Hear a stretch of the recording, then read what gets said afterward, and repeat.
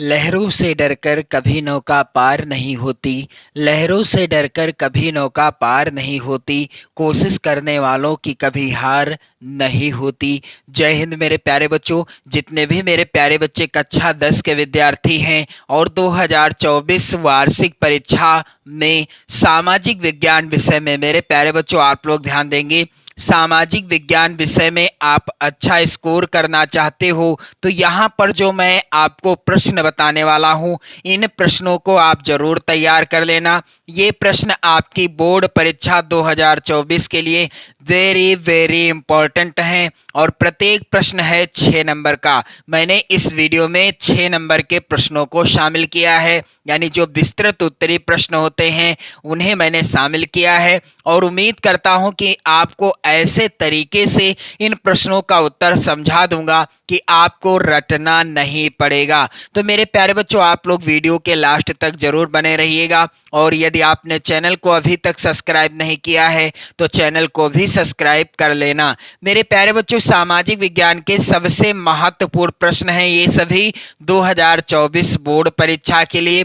पहला प्रश्न यहाँ पर आप देख पा रहे होंगे, फ्रांस की क्रांति के कारणों का वर्णन कीजिए। अब यहाँ से अति लघुत्तरी और लघुत्तरी प्रश्न भी बन जाता है, इसलिए आपको विस्तृत उत्तरीय प्रश्न जरूर पढ़ना चाहिए क्योंकि 6 नंबर का प्रश्न आता है और इसी प्रश्न से आपका अति लघुत्तरी प्रश्न, लघुत्तरी और बहुविकल्पी प्रश्न भी बन जाता है। तो मेरे प्यारे बच्चों प्रश्न ऐसे भी आ जाता है कि फ्रांस की क्रांति के 2 कारण लिखिए, तो आपको 2 लिखना होता है, लेकिन यहाँ पर प्रश्न क्या है, फ्रांस की क्रांति के कारणों का वर्णन कीजिए। मेरे प्यारे बच्चों उत्तर हो जाएगा फ्रांस की क्रांति के प्रमुख कारण निम्नलिखित थे। तो पहला है राजनीतिक कारण।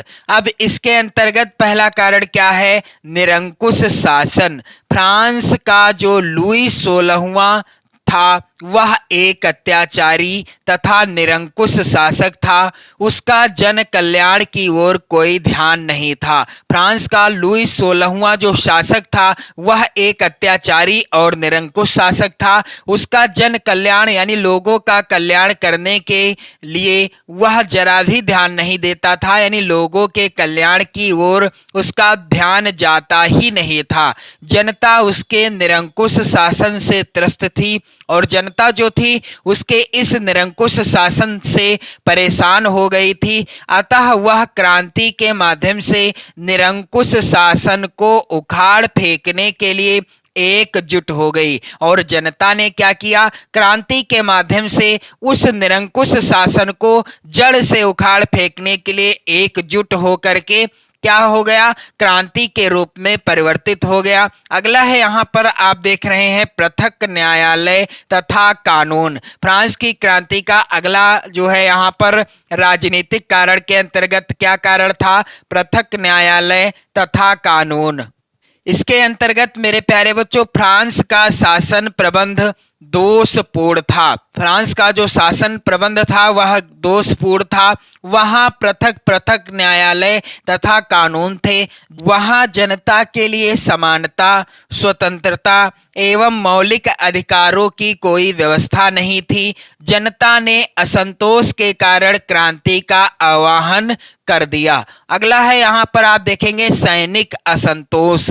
राजनीतिक कारण के अंतर्गत ही सैनिक असंतोष के अंतर्गत क्या हो जाएगा यहाँ पर, यानी क्या लिखा जाएगा, फ्रांस में सैनिकों की दशा भी अत्यंत शोचनीय थी।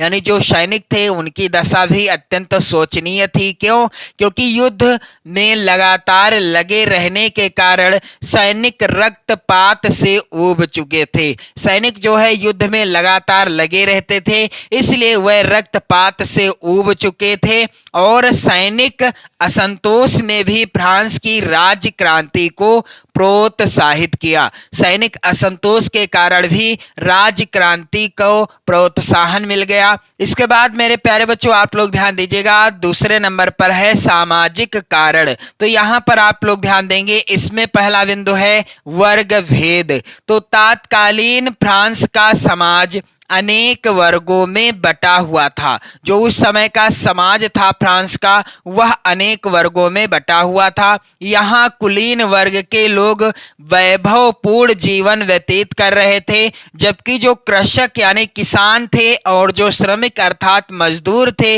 ये दयनीय जीवन बिता रहे थे। यानी इनकी दशा क्या थी? दयनीय ही थी। इससे सामाजिक असंतोष भड़क उठा। इससे क्या हो गया? समाज में असंतोष भड़क उठा। शोषण, अगला है क्या? वर्ग भेद के बाद यहाँ पर है शोषण। सामाजिक कारण के अंतर्गत कुलीन एवं मध्यम वर्ग निम्न वर्ग का शोषण कर रहा था। यानी जो उच्च वर्ग के लोग थे वह निम्न वर्ग के लोगों का शोषण, उनसे काफी ज्यादा काम करवा लेते थे, उनका शोषण करते रहते थे। योग्य होते हुए भी निम्न वर्गीय लोगों को उच्च पदों पर नहीं नियुक्त किया जाता था। यदि कोई निम्न वर्ग का व्यक्ति है, वह यदि योग्य भी है, तो उसे उच्च पद पर या उच्च पद की नौकरी नहीं दी जाती थी। और निम्न वर्ग राजा एवं चर्च के दोहरे कर भार से दबता चला जा रहा था। और निम्न वर्ग पर ही राजा ने और चर्च ने दोहरा कर भार बढ़ा दिया था, जिसके कारण वह काफी ज्यादा परेशान हो गया था। उनसे बेगार भी ले ली जाती थी, अतः निम्न वर्ग में रोष जागृत हो गया था। और इस कारण ही निम्न वर्ग में क्या हो गया? रोष जागृत हो गया। अगला है यहाँ पर आर्थिक कारण। तो इसके अंतर्गत पहला कारण क्या है? धन का दुरुपयोग। फ्रांस का राजा विलासी था। वह भोग विलास के लिए राजकोष के धन का अपव्यय कर रहा था, जिससे जनता पर करों का भार निरंतर बढ़ता जा रहा था। यानी फ्रांस का जो राजा था वह विलासी राजा था और वह भोग विलास के लिए राजकोष के धन का अपव्यय यानी उसे ही खर्च कर रहा था, जिससे क्या हुआ? जनता को या जनता पर करों का भार निरंतर बढ़ने लगा और क्या हो गया? फ्रांस की क्रांति का जन्म हुआ। इसके बाद यहाँ पर आप देखेंगे आर्थिक शोषण के अंतर्गत क्या लिखा जाएगा? फ्रांस में जनता का आर्थिक शोषण हो रहा था। सामान्य जनता करों के भार से दब चुकी थी। जो सामान्य वर्ग की जनता थी वह करों के भार से ही दब चुकी थी। आर्थिक शोषण के कारण फ्रांस की आर्थिक दशा खराब होती जा रही थी और इस आर्थिक शोषण के कारण ही फ्रांस की आर्थिक दशा खराब होती जा रही थी। इसके बाद मेरे प्यारे बच्चों आप देखेंगे यहाँ पर शिल्पकारों की बेरोजगारी। इसके अंतर्गत क्या लिखा जाएगा कि औद्योगिक क्रांति के फलस्वरूप फ्रांस में मशीनों का प्रयोग बढ़ गया था, जिससे अनेक शिल्पकार बेकार हो गए थे और बेरोजगारी के कारण उनमें असंतोष व्याप्त हो गया। इसके बाद मेरे प्यारे बच्चों अगली हेडिंग है दार्शनिकों का योगदान। फ्रांस की क्रांति में दार्शनिकों एवं विचारकों का भी बहुत महत्वपूर्ण योगदान रहा। वाल्टेयर, रूसो तथा मॉन्टेस्क्यू के दार्शनिक विचारों से प्रभावित होकर लोग प्राचीन परंपराओं को तोड़ने के लिए एकजुट हो करके क्रांति की ओर उन्मुख हो गए। इसके बाद यहाँ पर जो आप प्रश्न देख पा रहे हैं जिसका मैं आपको उत्तर बताने वाला हूँ, आपकी बोर्ड परीक्षा 2024 के लिए वेरी इंपॉर्टेंट है, कई बार बोर्ड परीक्षाओं में आया हुआ भी है। भारतीय राष्ट्रीय आंदोलन में महात्मा गांधी द्वारा चलाए गए आंदोलनों का वर्णन कीजिए। तो उत्तर क्या होगा मेरे प्यारे बच्चों? यहाँ पर आप लोग ध्यान देंगे, भारत की स्वतंत्रता प्राप्ति में महात्मा गांधी का योगदान सबसे अधिक महत्वपूर्ण माना जाता है। महात्मा गांधी 1915 ईस्वी में दक्षिण अफ्रीका से लौटकर भारत आने पर गोपाल कृष्ण गोखले के संपर्क में आए। महात्मा गांधी जी दक्षिण अफ्रीका से भारत कब वापस आए? 1915 ईस्वी में आए। और जब ये वापस आए तो इन्होंने किससे मुलाकात की? गोपाल कृष्ण गोखले के संपर्क में आए।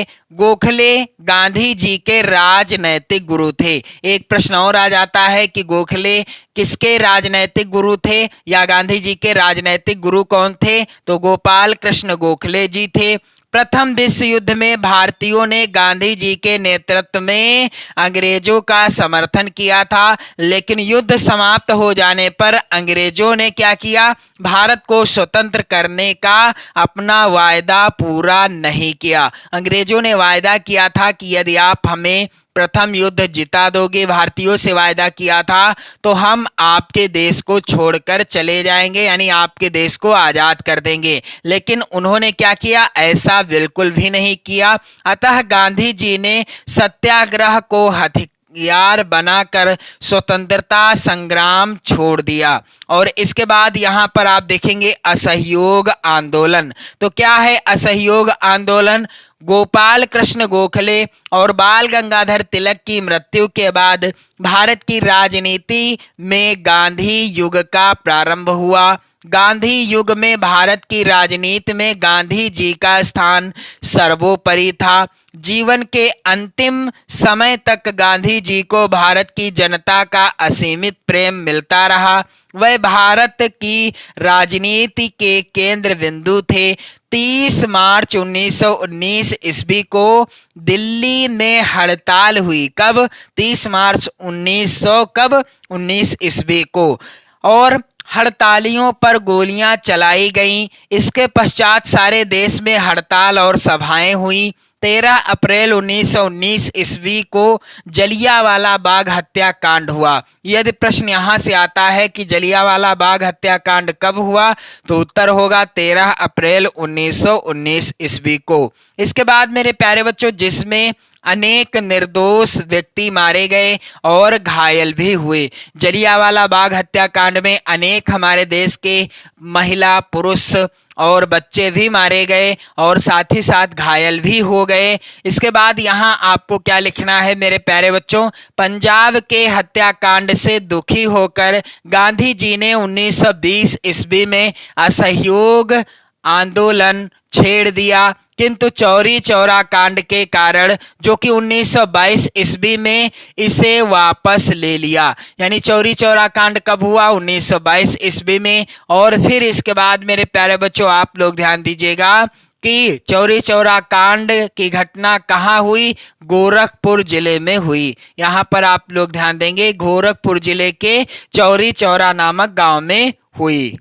इस आंदोलन के कारण भारत की जनता में नई चेतना का संचार हुआ और उसमें अंग्रेजी शासन के विरुद्ध घृणा उत्पन्न हो गई। इसके बाद मेरे प्यारे बच्चों, असहयोग आंदोलन के बाद महात्मा गांधी जी का अगला आंदोलन क्या था? सविनय अवज्ञा आंदोलन। 14 फरवरी 1930 ईस्वी को साबरमती में कांग्रेस कार्यकारिणी की एक सभा में महात्मा गांधी को सविनय अवज्ञा आंदोलन चलाने का अधिकार प्रदान किया गया। मार्च 1930 ईस्वी में गांधी जी ने नमक कानून के विरुद्ध सत्याग्रह प्रारंभ कर दिया। गांधी जी ने नमक कानून भंग करने के उद्देश्य से अपने 78 चुने हुए सहयोगियों के साथ इतिहास प्रसिद्ध दांडी यात्रा की। 6 अप्रैल 1930 ईस्वी को गांधी जी ने नमक कानून भंग कर दिया। इसके परिणाम स्वरूप क्या हुआ? इसके परिणाम स्वरूप सरकार ने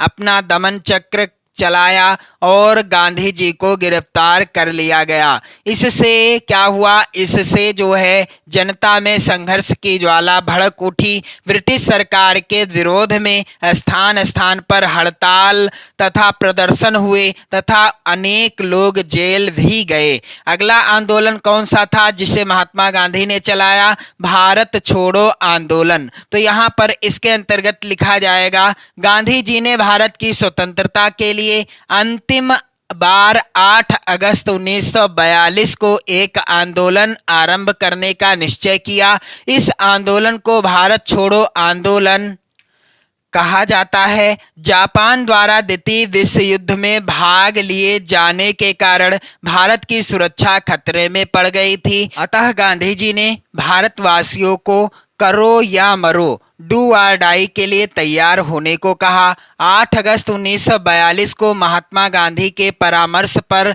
मुंबई में हुए कांग्रेस के अधिवेशन में भारत छोड़ो प्रस्ताव पास किया गया, किंतु ब्रिटिश शासन इतनी सुगमता से भारत छोड़ने के लिए तैयार नहीं था। वायसराय लॉर्ड लिनलिथगो ने प्रस्ताव पास होने के दूसरे दिन ही समस्त प्रमुख कांग्रेसी नेताओं को गिरफ्तार करा लिया और कांग्रेस पार्टी गैर कानूनी घोषित कर दी गई। मेरे प्यारे बच्चों, आप इन सभी प्रश्नों को तैयार कर लेना, क्योंकि 6-6 नंबर के प्रश्न हैं और ये वेरी इंपॉर्टेंट हैं आपके बोर्ड परीक्षा के लिए भी। तो आप सभी लोग चैनल को जरूर सब्सक्राइब कर लेना, वीडियो को लाइक कर देना, शेयर कर देना। पढ़ते रहें, मस्त रहें, स्वस्थ रहें। जय हिंद।